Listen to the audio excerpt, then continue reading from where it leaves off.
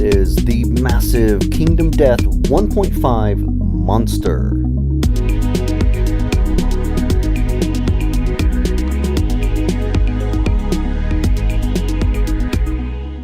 What's up, guys? Yeah, in this box, as you can probably tell from the title of the video, is the awesome new Kingdom Death 1.5 monster. Or is it Kingdom Death Monster 1.5, I think. I think that's the actual title. Yeah, it's here. It's finally out. I was able to get this on the, I think it's the second Kickstarter that they did. Because I completely missed it on the first one, and then I saw the models that were coming out. I was like, I missed it! How can I miss it? Yeah, so I've got it! Woo! Yes! So first of all, this is Wave 1. This is a 9.7 kilo box, I think.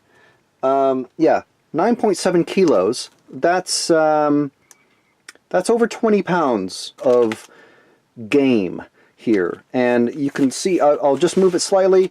So you see, that's one edge of the box, and this is the other edge of the box just there. You can see that is a huge box. So 67 centimeters long, and 37 centimeters this way. And it's big. It's big. It's very, very big. So yeah, 8.6 kilos of Kingdom Death inside. So we're just opening it up. I have opened this previously. Yeah, so let me get this box out of this box, and we'll continue with this very high, very precarious camera position. Okay, so let's get the top of this box off now.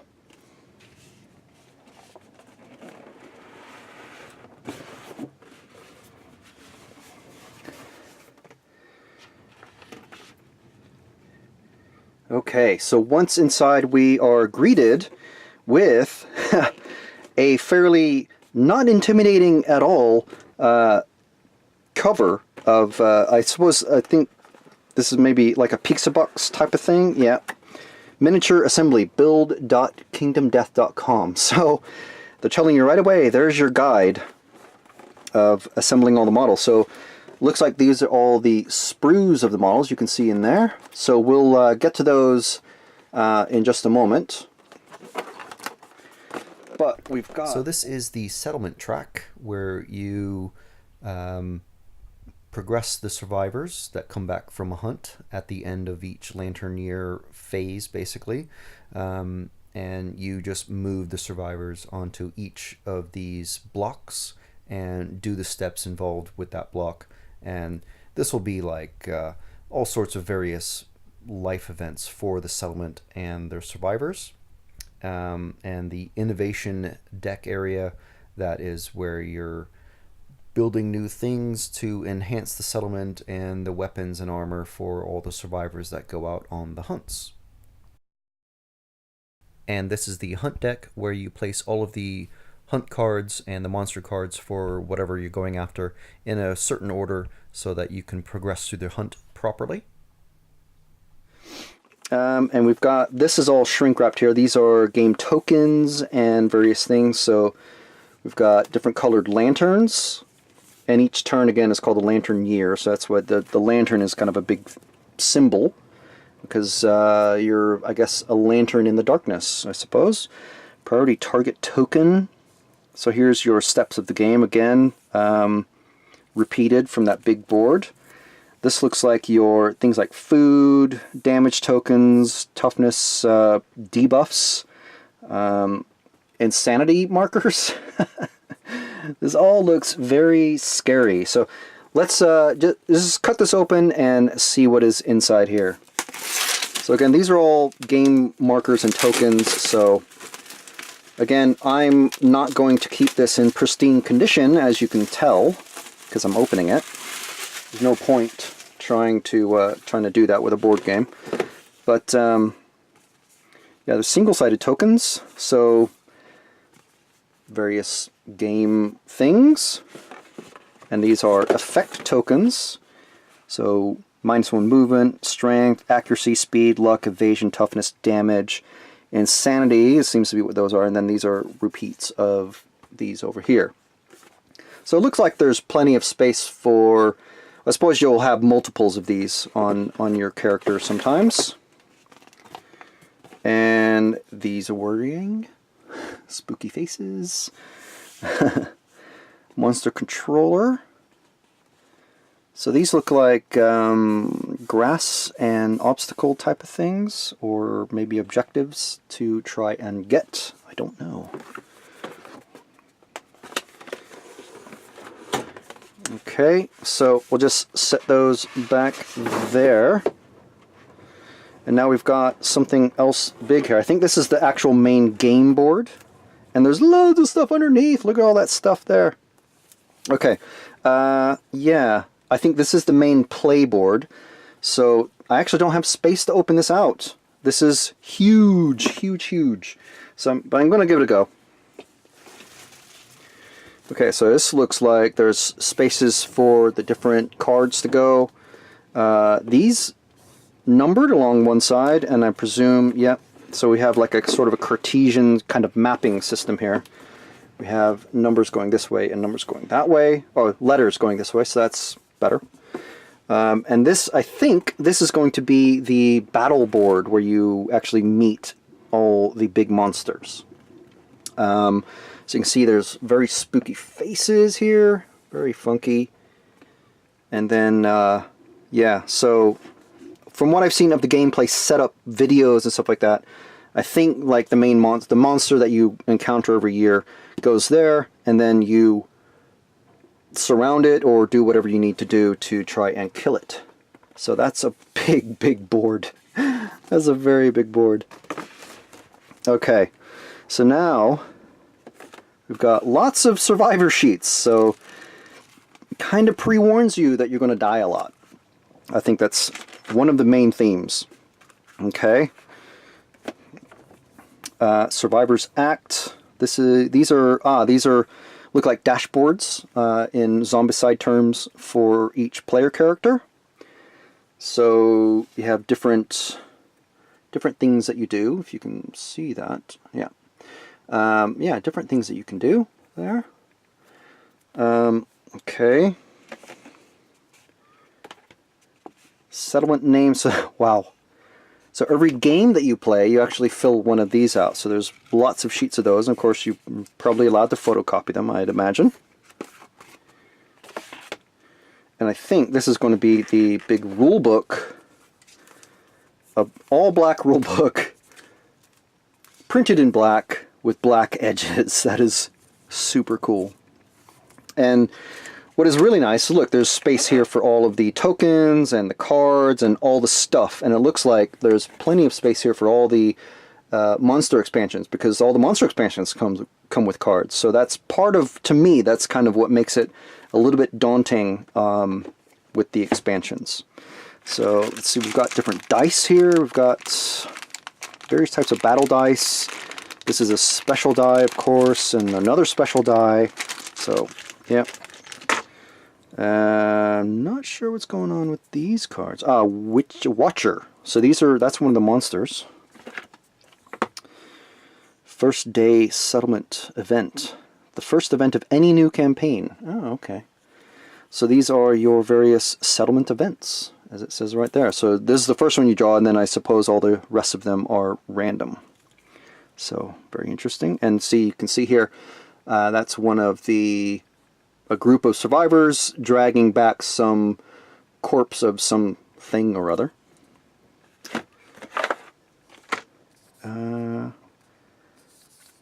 I think these are monster cards, but I am not sure. I think that's a monster.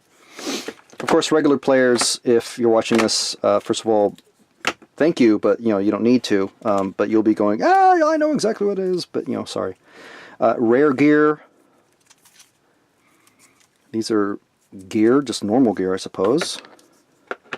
So many cards already. I think there's like 1,000 cards in this set. Stone Circle, Skinnery. So these are all labeled on the backs. So these are all for particular things that happen or places you go. Jeez. The disorders, and these are all, there's different colors you can see in there. Some of these tell you to record it, I guess, on your settlement sheet or your player sheet, probably for that one.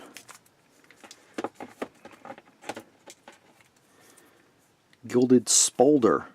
Butcher. So various types of monsters and animals, I guess, that you'll be encountering. Stolen Dreams. Nice. That's a status. Special hunt events. The hunt is what this game is all about. AI. So these are AI cards for the various monsters. Yeah. Jeez. Very, there's a lot to it. There's a lot to it. But, I mean, just from what I've seen, it doesn't seem actually as complicated as I'm probably saying it is. Okay. So let's put some of these back. I'm going to go back in after I'm done. Oh, let me open the thing here, because I'm going to actually open this up anyway, so I can have a flip through it, just to try and see how complicated it is. I'm probably really talking it up a little bit too much, but I'm a simple guy, so complex games sometimes not my thing. But you know, like I said, this is crack of the spine. Yeah, I mean, look at that. That is just the art is just amazing. So here's your survivors, probably on the first night in a settlement. There's your starting survivors. The white line is one of the early monsters.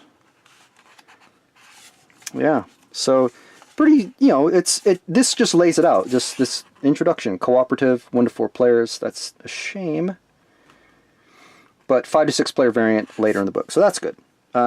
Showdown, a game session's complete cycle of 3 phases. So you have a hunt, the showdown, and then settlement. So those are your 3 phases, and then you just go around and around in a circle. So yeah, there's, wow. Amazing.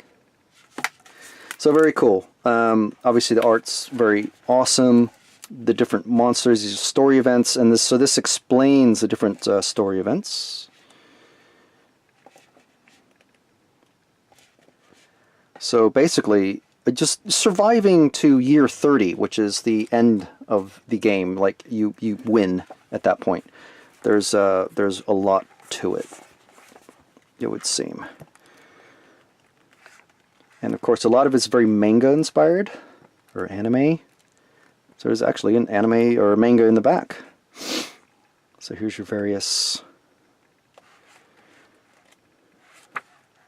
Jeez. Where was that thing I just saw? This thing. That model is one of the things that really convinced me. This model. I can't remember what it's called, but it's just intense. And there's like hands, arms and hands that stick out from the front, like human arms and hands. And look at these people. They're like in rags and sheets and stone knives taking this thing on. I mean, come on. That's ridiculous. The screaming antelope. That's ridiculous. But see, each one has its own piece of art, and then there's the model, and then each one has its own logo, which is, you know, done in the game motif. And then this is how you set it up. So this is pretty, you know, fairly straightforward. You know, I suppose it's kind of a hack and slash game, but it's a cooperative game. But I don't know. It's probably way more complex than I'm saying as a hack and slash. So I'm going to set that aside because I'm going to leave it out so I can read it and digest it and try to explain it to my fellow players.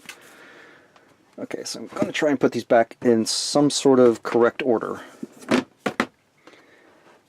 I'm going to punch these out, so that'll be interesting. Okay, now we've got the models, which of course these are unassembled. They're all on sprue. If you're familiar with the game, they did come out with original resin, you know, the masterpiece type of models. You know, like everything is very finely detailed. These are the plastic versions, so they're not as finely detailed, but you know, for my purposes, they'll be pretty good, I think. So lots of sprues, lots and lots of sprues. So there's a big bag holding all of the sprues in.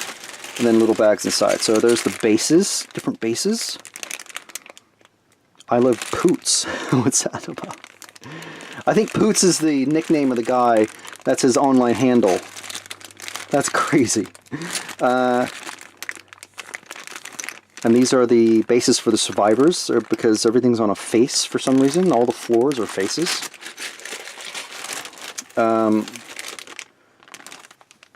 Yeah, there's a lot here. And there's no assembly guide. No assembly guide at all. It's all online. So this is one of those... I think this is the... not the Phoenix. Is it Phoenix, or is this the Griffin? I can't remember. I think this is the Griffin. This is one of the models that really convinced me to get this game as well, this thing. All these crazy detailed feathers, and then hands that come off the feathers. All these little hands here get attached into these holes in the wings. So there's so much to, I mean, just that one model. But of course, that's a very big model, so that's a kind of, you know, you can excuse that one. Let's see some of these smaller ones. So again, lots and lots of stuff. This is the Screaming Fur kit. So these are actual kits that you can put on the models. The lion kit. So when you kill a lion, or a screaming antelope, I guess is what that's referring to, you can use the resources from that animal. So this is the lion, so let's see if there's... Yeah, see there's claws on the hands, see? So you can use those to advance, basically you level up your guys. So it's similar to, you know, any other role-playing game, I suppose. And there's faces and heads on here, so your guys get equipped with the various bones and the teeth and the various different things. So it's interesting. I'm curious how it actually works out, like how many starter models that you have so that you can upgrade your guys from year to year in the game. Because obviously, eventually, everyone will die, or you'll restart a game, you know, you'll win and restart, or something like that, and you'll just reuse the same models, but then I'm curious how it all actually works. So this looks like these aren't all the same. I do like how these all nest together. That's pretty cool. These look very, very similar though. So I'm wondering... Ah, this is the Screaming Fur kit again.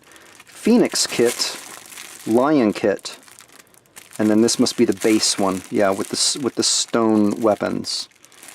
So as you progress, you get better and better weapons. See, so you have these sorts of weapons, and then you eventually have these sorts of weapons, or some such.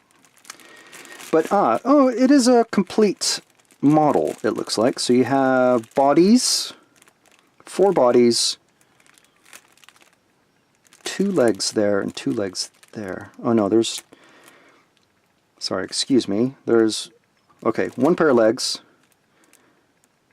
2 pairs of legs. 3 pairs of legs. There's another leg, and I think that's another leg there. So yeah, it is a complete set then. So that's... Okay. Making more sense now. So, apologies for anyone who's screaming at the TV, or whatever, saying... I'm wrong, or catch up, please. So these are more... The Lantern kit, the Watcher. So this is one of the cool models, one of the monster models. Lantern kit, I'm not sure what that is. But anyway, lots and lots of stuff. These were originally, like I was saying, these were originally resin models. And then for the game, I think what the point of the Kickstarter was to raise enough money so that they can afford to make molds, because molds of these, one mold is a lot of money, and resin's cheap, to relatively cheap to manufacture, but expensive because it's very time consuming, and this is a lot faster and cheaper to make. So here's how you start off unarmored. So you have 1, 2, 3, 4 bodies, and there's the torsos, other torsos, so you have 2 male, 2 female. There's that crazy screaming antelope.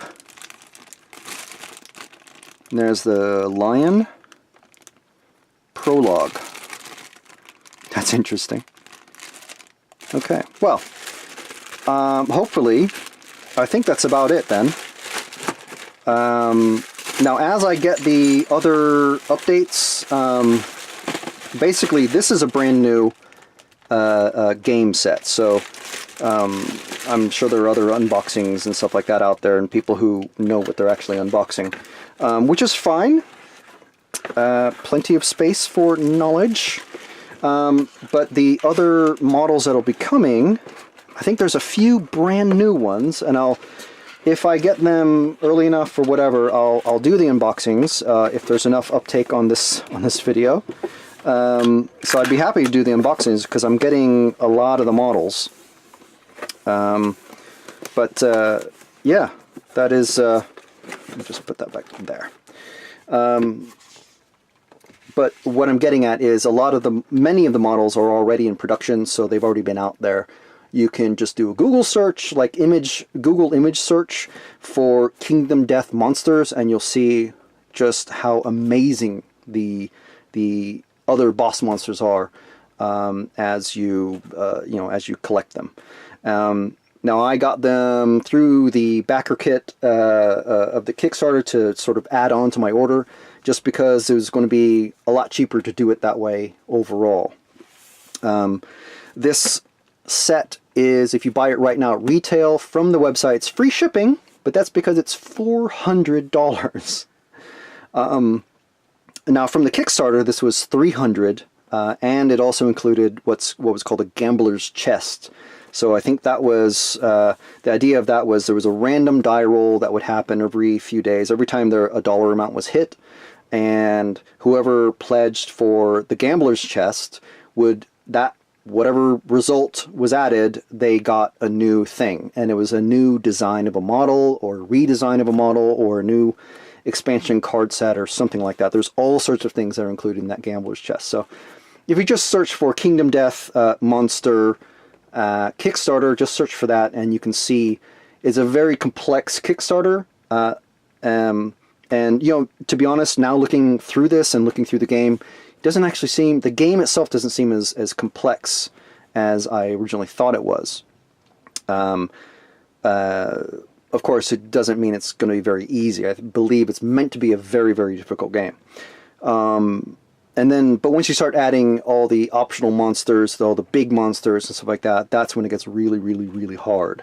And of course, all those monsters have extra cards that do various things. So, anyway, I shouldn't try to do a gameplay video without actually laying out the game or anything like that. So, anyway, hope you found that interesting. If you did, please do give us a like. You know where that button is. Hit that subscribe button, please. We really appreciate it. Check us out on Facebook. We're at Tiny Plastic Spacemen on Facebook. Just search for us there. We're also TPS Painting Studio. So at some point in the future on Instagram, you'll see some of these models, at least hopefully assembled and hopefully painted to as high a standard as I would love to do for these particular models. So that is it from me, from Frank from Tiny Plastic Spacemen.